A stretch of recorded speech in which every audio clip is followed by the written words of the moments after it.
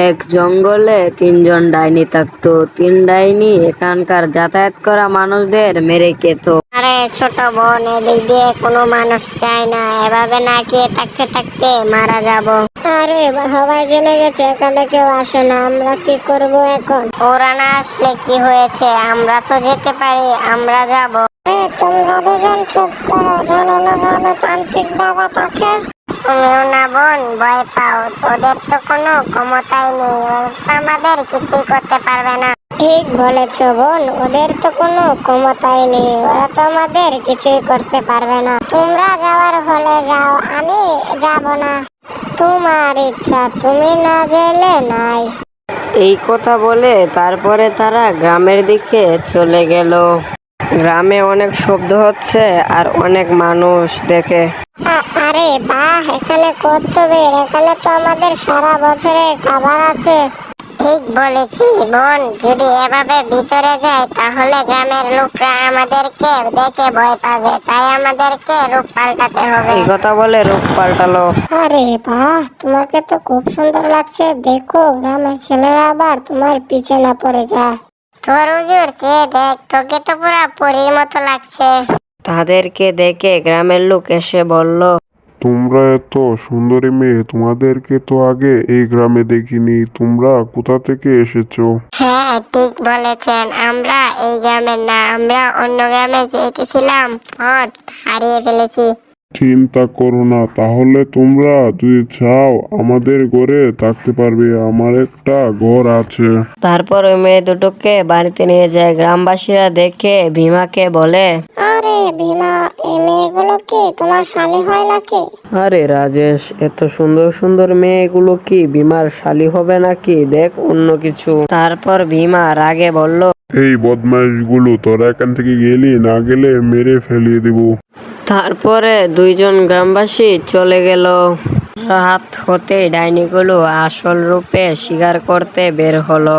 আরে বাহ, কত মোটা মানুষ, একে কে পেটটা বাড়াবো। আরে বাবা রে, এ তো ডাইনি, এখানে কি করে এলো? তারপরে মেজু ডাইনি গিয়ে ওকে ধরে মেরে খেয়ে ফেললো। পরের দিন গ্রামবাসীরা লাশ দেখে চিন্তায় পড়ে গেল। তারপরে ভীমা এলো। দেখো ভীমা দাদা, একে মনে হয় কোনো ডাইনি মেরেছে। আরে ধুর, ডাইনি মানি কিছু হয় না, একে মনে হয় কোনো পশু মেরেছে। তারপর গ্রামে প্রায় মানুষ প্রতিদিনই মোরা পাওয়া যেত। একদিন শিকার করতে গিয়ে বড় ডাইনির লগে দেখা হলো। কেমন আছিস তোরা? তোরা দেখা যায় মোটা হয়ে গেছিস। আরে মোটা হব না, প্রতিদিনই তো পার্টি করছি মানুষদেরকে মেরে। ওদের আতঙ্ক গ্রামে খুব ছড়িয়েছে, এখন কয়েকদিন তোরা নীরব থাক। আরে গ্রামের মানুষেরা কিছুই করতে পারবে না, তুমি মনে হয় আমাদেরকে দেখে হিংসে করছো। আমি শুধু বন্ধু হয়ে তোদেরকে বোঝাতে এসেছিলাম, তোদের যা ইচ্ছা তাই কর। এই কথা বলে বড় ডাইনি এখান থেকে চলে গেল। গ্রামের এক অসভ্য ছেলের নজর পড়ে। তারপর রাত্রে ছেলেটা ওদের এখানে যায়। জ্বালানা দিয়ে দেখে দুই ডাইনি মানুষ খাচ্ছে। আরে বাবা রে, এরা তো ডাইনি, পালাও রে। ভয় পেয়ে সে দৌড়ে পালিয়ে গেল। পরের দিন সকালে ভীমাকে সব কথা খুলে বলল।